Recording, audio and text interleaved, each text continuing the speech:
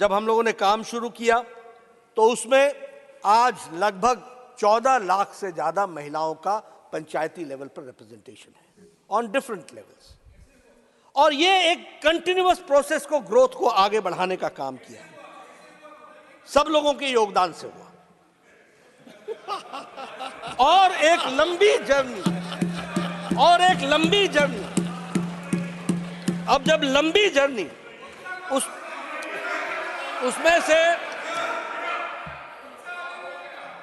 उसमें से इस कार्य को आगे बढ़ाने का काम किया। एक बात बताऊं मैं आपको, माननीय नड्डा जी, जब चारों तरफ देखते हैं तो जब नई नई पंचायत व्यवस्था आई थी और गांव में जाता था तो पूछता था कि आप कौन है, मीटिंग में आते थे, कहते थे मैं सरपंच पति, मैं प्रधान पति, मैं जिला प्रमुख पति। ये कल्चर चालू हुआ था, वो कल्चर अब खत्म हो गया है जी। And that you can see all around. Yes,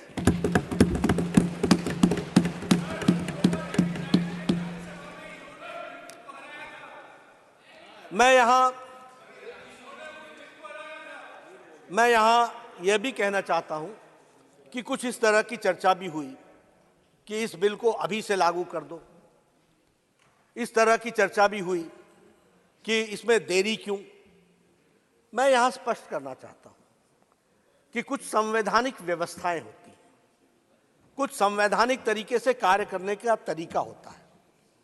आखिर हमने महिलाओं को रिजर्वेशन देना है, पर किस सीट पर रिजर्वेशन मिले, किस सीट पर ना मिले, इसका फैसला कौन करेगा? इसका फैसला सरकार नहीं कर सकती, एक क्वासी जुडिशियल बॉडी करती है। उसको नॉमिनेट करना पड़ता है, उसको नॉमिनेट करना पड़ता है, उसको फिर वो, अब मैं अगर सरकार में हूं और मैं वायनाड को अगर रिजर्व कर दूं तो, अमेठी को कर दूं तो, अगर मैं अमेठी को कर दूं तो, अगर मैं रायबरेली को कर दूं तो, इसके लिए दो चीजें आवश्यक है। कालबुर्गी को कर दूं तो, इसके लिए दो चीजें आवश्यक है। पहला कि सेंसस हो, जनसंख्या हमारे सामने आए, और उसके साथ साथ फिर public hearing, quasi judicial body के माध्यम से पब्लिक हियरिंग हो, सीट्स निकाली जाए, नंबर निकाला जाए, और उसको निकालने के बाद उसको आगे बढ़ाया जाए। मैं यहां यह भी कहना चाहूंगा कि कुछ लोग कह रहे हैं कि सीटों में आप बढ़ा दोगे।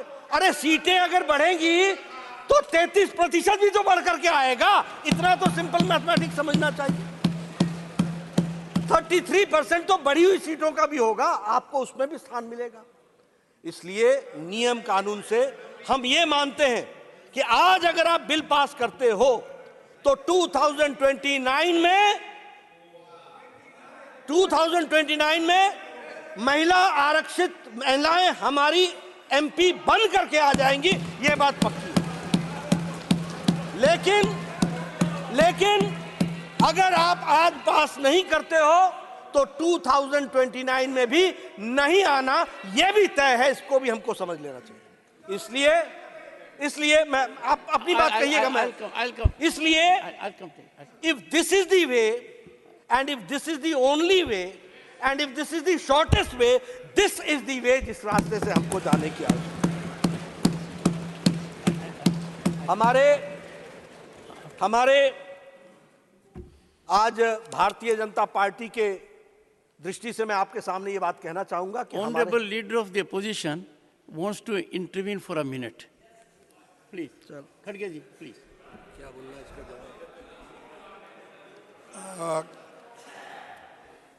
इसका अमेंडमेंट करने का कोई दिक्कत नहीं है। ये आप अब करने का, तो ये 31 को डाल रहे हैं। इसका मकसद क्या है कि बिल ऐसा ही चले। नहीं, आप ही ने कहा 29 के बाद ये सब 29 को नहीं, मैं सर, जब पंचायत में रिजर्वेशन के लिए होता है, जिला पंचायत का होता है, तो ये वुमन रिजर्वेशन का क्यों नहीं होता? आज करो। और मैं एक कबीर का दुआ सुनाता हूँ, कल करने का आज करो, आज करने का अब करो, और फिर तो पल में प्रलय होगा तो फिर करेंगे कब? पल में प्रलय होगा तो फिर करेंगे कब? मिस्टर नड्डा, तो इसीलिए आप आज कीजिए, वी आर रेडी। वो इलीगल नहीं होता, जुडिशरी नहीं होता, कुछ नहीं। एक मैं यहाँ ऑनरेबल मेंबर्स, वन सेकंड सभापति जी, ऑनरेबल मेंबर्स, 1 second, प्लीज सभापति जी, ऑनरेबल मेंबर्स, सभापति जी, 1 second, sir. We are the upper house. We are the house of elders. If there is a reflection that there is a legal working mechanism, a constitutional process, then rather than play the other way around, we have to look into the real legality of it. And he is focusing on legality of it. Please go ahead, sir. सभापति जी, मैं यहाँ एक बात स्पष्ट करना चाहता हूँ।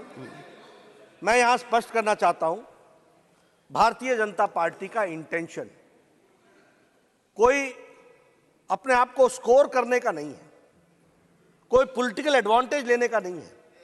हमारा उद्देश्य महिलाओं का सही मायने में सशक्तिकरण करने का है। अगर हमको पॉलिटिकल एडवांटेज लेना होता तो हम कह देते हम अभी कर लेंगे। जो काम नहीं हो सकता, मैंने कहा this is the only way and this is the shortest way and this is the correct way, that we have to understand. ऐसा है आप लोगों ने ये जो नो कर रहे हैं ना, इसीलिए आपको उधर बैठा दिया, क्योंकि शासन करने नहीं आया। 30 साल से कोशिश अगर शासन करने आता तो अगर आपको ये मालूम होता कि कुछ नियम कानून भी चीज है। अब no, I am not going to, no I am not going to, no I am not going to, no sir, please, no sir, please, खड़गे ji, no please, he is not yielding, he is not yielding. तो मैं ये बोल रहा हूं, he is not yielding, no, he is not yielding. I gave you time when he yielded. He is not yielding. मैं Please ये बोल continue. रहा था कि Please continue. No, nothing will go on record except what Mr. Narendra. Nothing will go on record. Venugopal बैठ जाओ यार। No, he is not yielding. No. ऐसा है, खड़गे जी, मैंने please, फिर please. कहा, मैं फिर कहता हूं कि सरकारें नियम कानून से चलती हैं और नियम कानून के कुछ लिमिटेशंस होते हैं।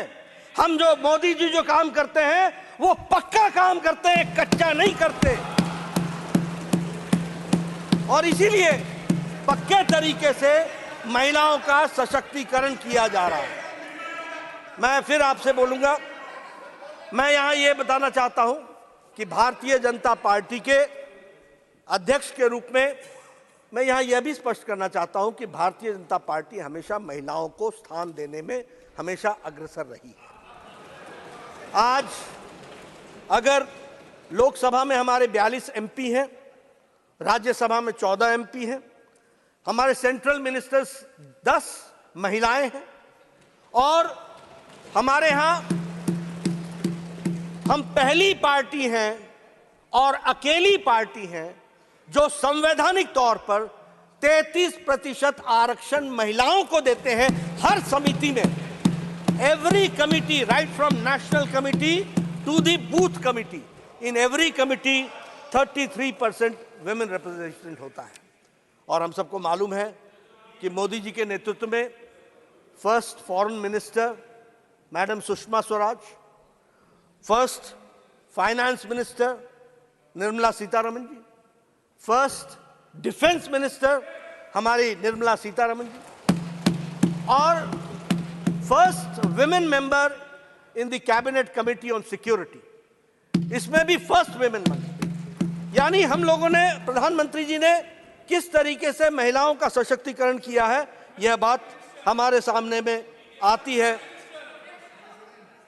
वो तो मैंने आपको मैंने पहले ही बोल दिया, मैं नहीं बोला। मैं यहां यह भी कहना चाहूंगा अध्यक्ष महोदय कि ऐसा है, कुछ लोग आत्मस्तुति में इतने ज्यादा रहते हैं कि अपना छोड़ करके कुछ और सुनना चाहते ही नहीं है। मैंने खुद बोला, ये क्या बोलेंगे, मैंने खुद बोला कि this country has seen prime minister, lady prime minister before many countries वर। हमने कहा